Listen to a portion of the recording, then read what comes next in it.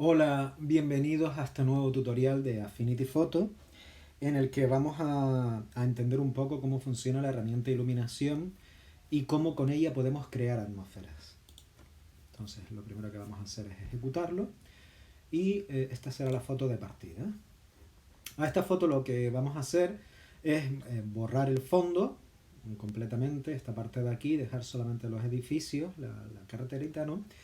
Y en el nuevo servicio que tiene a partir de Affinity Photo 1.7 para iPad, en la parte de abajo tenemos este icono, el de la imagen, que lo que nos va a abrir es varios servicios de fotografía donde podemos encontrar imágenes gratuitas para utilizar en nuestros proyectos. Entonces simplemente hacemos una búsqueda de lo que necesitemos y nos saldrán, pues, por ejemplo, sol. Nos saldrán las imágenes aquí y cuando veamos alguna pues, que nos interesa para nuestro proyecto, simplemente pulsamos sobre ella y arrastramos. Y entonces ya la podemos descargar y utilizar. De hecho, se nos quedará como una capa en la imagen. Como podéis ver aquí, lo que pasa es que se nos metió en este lado de... Vamos a ponerla aquí arriba y la veis aquí, ¿no? La imagen que acabo de descargar. Entonces yo para esta lo que he buscado es un sol, precisamente este sol de aquí, y la voy a añadir como fondo en la parte que voy a suprimir, que es la de los edificios. Entonces lo primero que vamos a hacer es con la herramienta selección, como el fondo es, como podéis ver, es bastante sencillo, es todo muy neutro. Simplemente con la herramienta pincel de selección voy más que sobrado. Es ir pintando e ir seleccionándolo todo. La verdad que con esta herramienta va a resultar bastante sencillo. Y eso es lo que haré. Una selección para luego borrar ese fondo. Vale, una vez tengo el fondo conseguido, el resultado sería este de aquí. Ya como podéis ver, pues no queda absolutamente nada. Lo siguiente va a ser añadir esa imagen del sol. En este caso la tengo aquí, lo añadimos y la voy a colocar justo entre las manos. Bueno, entre esos dedos que están un poco perturbadores. Pero bueno, ahí va. Lo coloco ahí y lo que voy a hacer ahora es, mediante los controles de iluminación, será crear una atmósfera. Pero antes, primero, voy a trabajar un poquito la imagen. Voy a trabajar un poquito la zona del suelo y le voy a dar un poquito más de brillo y contraste al sujeto para que destaque un poco. Es muy simple. Brillo y contraste. Como podéis ver aquí, le doy a brillo y contraste y como está todo dentro de un grupo, ¿veis? Ya hay como un punto de atención maquillado, ¿no? Al brillo y contraste. ¿Cómo conseguimos esto? Muy sencillo. Hago una capa de brillo en contraste, en este caso le he dado 43 de brillo, 31 de contraste, algo exagerado, pero después he cogido un degradado para situar la parte que me interesa. En este caso la herramienta degradado, mmm, vamos a comprobarlo cómo funciona.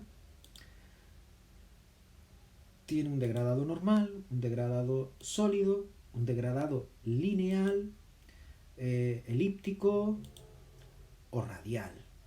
Yo en mi caso lo que hice fue utilizar el elíptico. A ver, lo que no quiero es tocar mucho porque le doy para adelante, le doy para atrás y al final voy a borrar lo que he hecho. Entonces, para no complicarme, lo que lo voy a hacer, cualquier cosa que ya esté hecha, lo haré en una nueva capa para no estropear los resultados. Entonces, ajuste de brillo y contraste con un degradado lineal. De hecho, vamos a ver cómo funcionaría. Vamos a poner una capa nueva de brillo y contraste. Vamos a exagerarlo para que se pueda ver bien el resultado. Esta capa se ha situado, en este caso, aquí dentro la quiero. Cogemos y, perdón, la metemos dentro del grupo. Y lo que voy a coger ahora es con un degradado, como he dicho, elíptico. que es este. A la parte de arriba le daremos negro absoluto y esta nos va a terminar mostrando una parte elíptica de lo que queremos, como podéis ver. Así recto y sobre todo más pequeñito. Como todo, estos degradados van a depender de las opacidades que pongamos. O sea, el negro deja pasar absolutamente todo lo que hay en la máscara de abajo. Pero si cogemos gamas de grises, pues evidentemente podemos ir jugando un poco con las opacidades. ¿Veis? Vamos a coger otra gama de gris.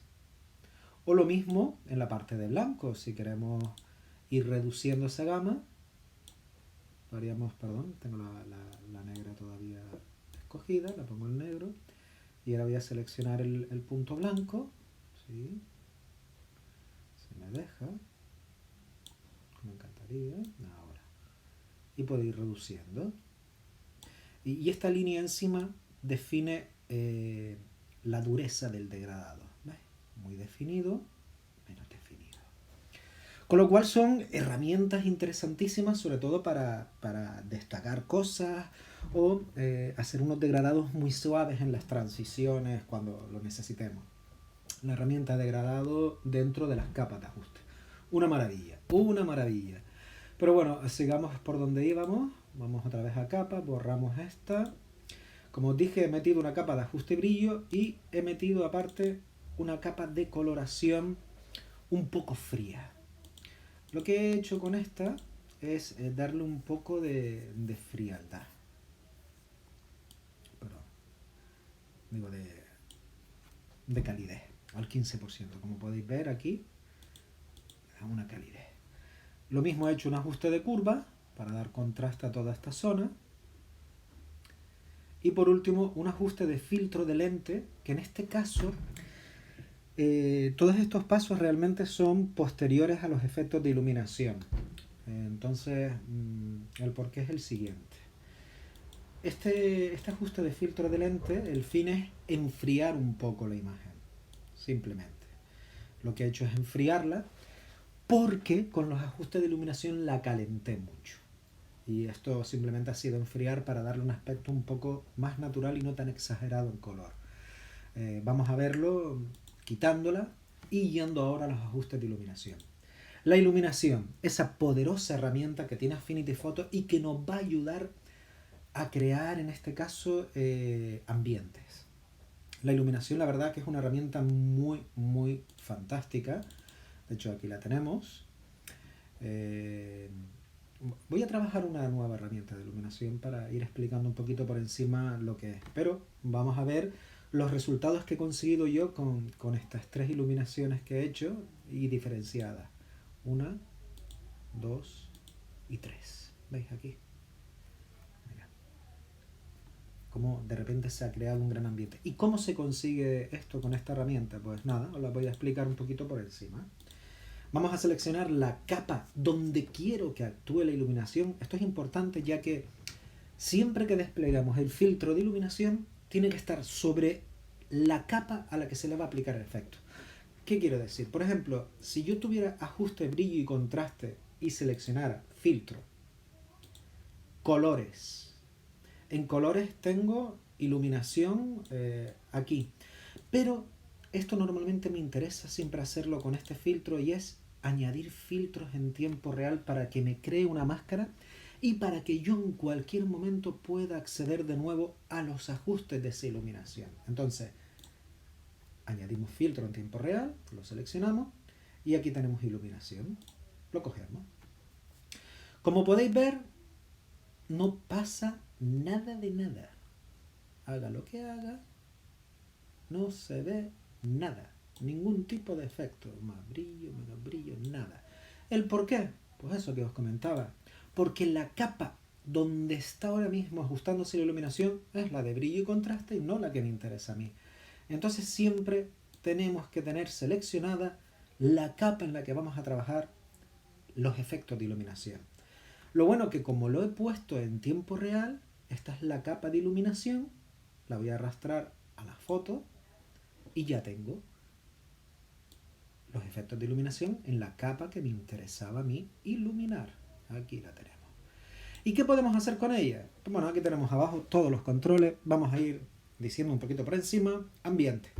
Ambiente es la luminosidad total de la capa a la que aplicamos el efecto de iluminación. En este caso la podemos oscurecer o aclarar por completo. Es simplemente la luz global de la capa. Si la oscurecemos mucho, pues el efecto de iluminación será más visible, ya que será casi el único efecto de luz que caiga. Si no queremos algo tan exagerado, por ejemplo, normalmente trabajar al 50% de la capa da unos resultados fantásticos de iluminación sin que lleguen a ser demasiado artificiales. A no ser que busquemos precisamente eso. Entonces, el ambiente yo siempre lo movería entre 20 y 50, a no ser que por necesidad lo tenga que subir o bajar más. El siguiente es el color del ambiente. Al ambiente le podemos dar una tonalidad, por ejemplo, rojiza. Y como veis, el ambiente ahora tiene su tonalidad. El ambiente, no la fuente de luz, sino la capa, le hemos dado como un filtro por encima de color, ¿no? Pero vamos a dejarla en blanco para que sea la luz la única que cambie. El siguiente modo es el especular. El especular es cuando nosotros vemos la fuente de luz, ¿no? En este caso aquí, vemos este control en medio. Este control va a controlar la luz especular. Y la luz especular, como podéis ver aquí, se puede, un porcentaje del 0 al 100, para que sea más potente, y el color de la luz especular. Vamos a darle un violeta. Y veamos cómo la luz especular, a medida que sube o que baja, da más intensidad de violeta. Lo siguiente que vemos es el brillo de la luz especular. La podemos hacer muy brillante o menos brillante, de manera que también nos sirve para jugar un poco con las atmósferas de iluminación. Difuminar, pues ya su nombre lo dice. O podemos difuminar por completo la luz o dejarla demasiado dura, la especular. Si la dejas dura, sucederá esto. Y si la difuminas más, pues se expandirá como en la capa que hemos creado de iluminación. Vale. El siguiente control va a ser la opacidad. En este caso, la opacidad de esa capa de iluminación que estamos poniendo. De la luz especular. ¿Lo ves aquí? Entonces, esto ya no se puede poner más luz especular. Pero ya no funcionaría. Pero si vamos poniendo, pues podemos controlar. Vale. Combinar. Combinar es que podemos tener varias luces en la misma capa de iluminación. Por ejemplo, cuando yo me voy al siguiente punto, tengo aquí Light 0 y añadir o eliminar. Entonces puedo ir añadiendo más fuentes de luz y si en algún momento necesito acoplarlas todas, pues volviendo hacia atrás lo haría en este control de combinar. O restablecer, simplemente restablecer todos los controles de iluminación al principio, 20, 50, 80, que suele ser lo habitual.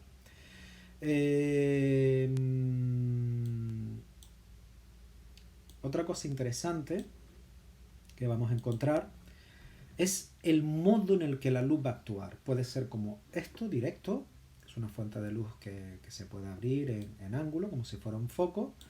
La parte central se puede direccionar un poquito más, como veis aquí, y el tema de la luz especular, y aparte la intensidad de la luz, según abramos o cerremos y movamos.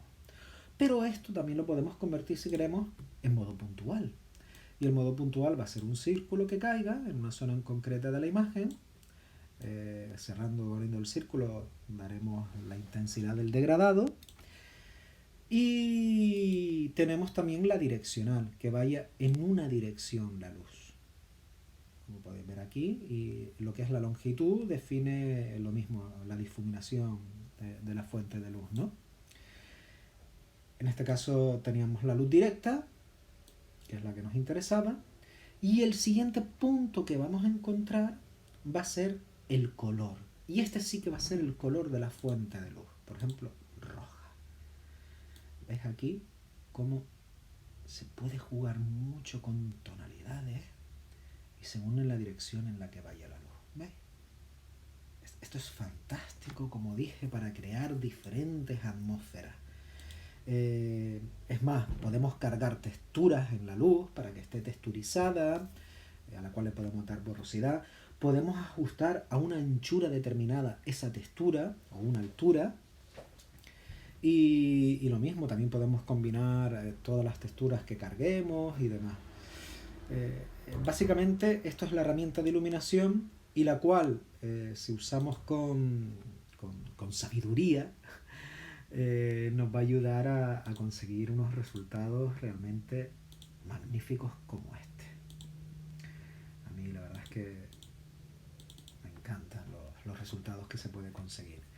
Como ya veréis, tenemos esa iluminación que hemos conseguido y ahora, lo que decía antes de por qué añadir el ajuste frío. Si nos fijamos en esta parte está muy roja, muy roja. Y tiene una tendencia a ser muy artificial. Pues enfriámosla con un filtro de lente azul. ¿Ves? Ya hemos quitado esa tonalidad roja y encima se ve un degradado suave, el cual pues hace la foto quizás un poco más interesante. Y también un ajuste de luz que le va a dar un poquito más de contraste a la escena. Los LUT, de hecho, trataremos el tema del LUT en un siguiente tutorial porque la verdad que es una herramienta maravillosa. Y en la última versión de Affinity Photo 1.7 hay una opción que es el Inferno, que es impresionante. Los LUT son filtros, vamos a decirlo, que nos van a dar unas tonalidades de color, contrastes y demás, y curvas. Y como tal, imaginemos que por ejemplo tenemos muchos programas que utilizan filtros ya predefinidos. Vamos a poner el ejemplo de Snapseed. Snapseed es un programa de Google en el que antes era de Nik Software, una empresa maravillosa que hizo los plugins famosos de Photoshop como Silver Effects, para blanco y negro, que son impresionantes.